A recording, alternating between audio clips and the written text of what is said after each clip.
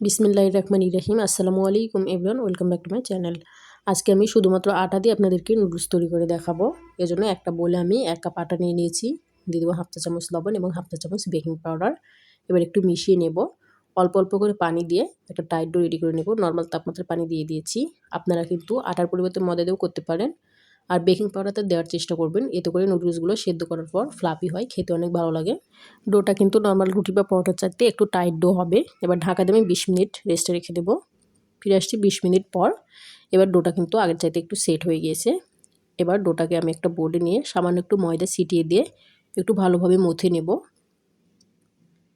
এবার ডোটাকে আমি 2 ভাগে কেটে নেব। 1 ভাগ উঠিয়ে রাখছি এবং 1 ভাগ নিয়ে নিয়েছি। এবার একটা রুটি বেলে নেব। রুটিটা একটু পাতলা করে বেলে নিতে হবে। আমি এভাবে বড় এবং পাতলা করে একটা রুটি বেলে নিয়েছি।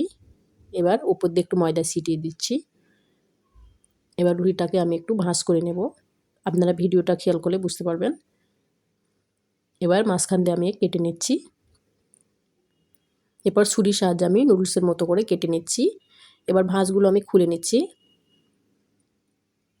দেখুন একটা নুডলস কিন্তু তৈরি হয়ে গেছে। এভাবে প্রত্যেকটি ভাঁজ খুলে নিলে কিন্তু নুডলসগুলো তৈরি হয়ে যাবে। তবে আমি কিন্তু আরেকটি পদ্ধতিতে নুডলসটা কেটে থাকি।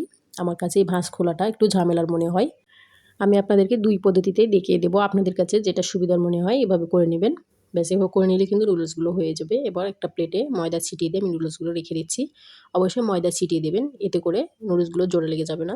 এরপর আরও একটি রুটি আমি বেলে নিয়েছি। এবার রুটিটাকে আমি ভাঁজ করে নিয়ে সরাসরি ছুরির সাহায্যে এভাবে কেটে নিচ্ছি। আপনারা চাইলে কিন্তু আরও মোটা করেও কেটে নিতে পারেন। এভাবে কিন্তু নুডলসগুলো তৈরি করলে আমার কাছে খুব সহজ মনে হয়। এভাবে পুরো রুটিটা আমি কেটে নুডলসগুলো তৈরি করে দেখাবো আপনাদেরকে। আপনাদের কাছে যেটা সুবিধার মনে হবে এভাবে করে নেবেন। দেখুন আমি পুরো রুটিটা কেটে নিয়েছি। খুব সহজেই কিন্তু নুডলসগুলো তৈরি করা যায় বাসায় এভাবে। আপনারা কিন্তু বাসায় এভাবে একবার ট্রাই করবেন। বাসায় কিন্তু খুব সহজেই এভাবে আপনারা নুডলস তৈরি করে নিতে পারবেন। আমার রেসিপিটি ভালো লাগলে please like, comment and share করে দেবেন এবং আমার চ্যানেলটাকে সাবস্ক্রাইব করে আমার পাশে থাকবেন। আর এরকম দারুণ দারুণ রেসিপি পেতে বেল বাটনটি ক্লিক করে রাখবেন। এরপর আমি নুডলসগুলো সেদ্ধ করে নেব।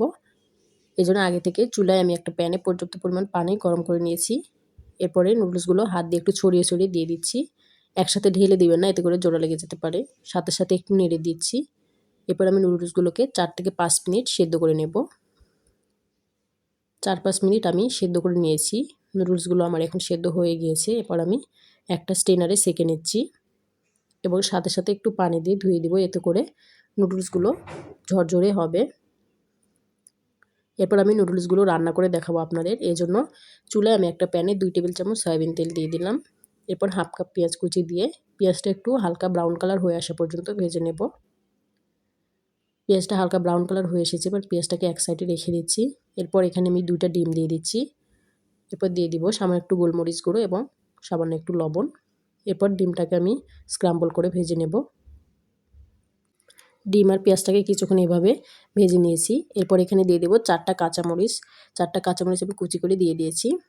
কিছুক্ষণ একটু নেড়েচেড়ে ভেজে নিলাম। এরপর এখানে অ্যাড করে দেবো 1.5 চা চামচ টমেটো সস, 1.5 চা চামচ চিলি সস এবং 1.5 চা চামচ সয়া সস। সবগুলো একটু নেড়েচেড়ে কিছুক্ষণ মিশিয়ে নেব। এরপর এখানে আমি আগে থেকেই 2টা মিডিয়াম সাইজের আলু লবণ আর হলুদ দিয়ে ভেজে রেখেছিলাম। ভেজে রাখা আলুগুলো এবার দিয়ে দিলাম। এরপর নেড়েচেড়ে কিছুক্ষণ আরও রান্না করে নেব। আপনারা কিন্তু আলুর পরিবর্তে যে কোনো সবজি এখানে অ্যাড করতে পারেন, আপনাদের পছন্দ মতো সবজি। ডিম অথবা চিকেন দিয়েও কিন্তু এই রেসিপিটা তৈরি করে নিতে পারেন। আমার হাতের কাছে কোনো সবজি ছিল না, এজন্য আলু দিয়ে দিয়েছি। এরপরে আগে থেকে সিদ্ধ করে রাখা নুডলসগুলো দিয়ে দিলাম। এরপর নেড়েচেড়ে সবগুলো একটু মিশিয়ে নেব। এরপর এখানে দিয়ে দিচ্ছি একটা নুডলস প্যাকেট মশলা। মশলাটা দিয়ে আমি নুডলসের সাথে ভালোভাবে একটু মিশিয়ে নেব। এরপর দিয়ে দিচ্ছি সামান্য একটু লবণ। লবণটা আপনার টেস্ট করে দিয়ে দিবেন। এরপর আরও কিছুক্ষণ আমি নেড়েচেড়ে নুডলসটা রান্না করে নেব। এবার কিন্তু আমার নুডলসটা রান্না হয়ে গিয়েছে। এবার আমি চুলাটা অফ করে দিয়ে পরিবেশন করে নিয়েছি। দেখুন মাশাআল্লাহ কতটা সুন্দর হয়েছে, ঝরঝরে হয়েছে। আপনারা কিন্তু অবশ্যই বাসায় এভাবে একবার ট্রাই করবেন। তাহলে কিন্তু বাইরে থেকে আর কিনে খেতে ইচ্ছে করবে না। আজকে এ পর্যন্তই। দেখা হবে পরবর্তী কোনো ভিডিওতে। সবাই ভালো থাকবেন। আল্লাহ হাফেজ।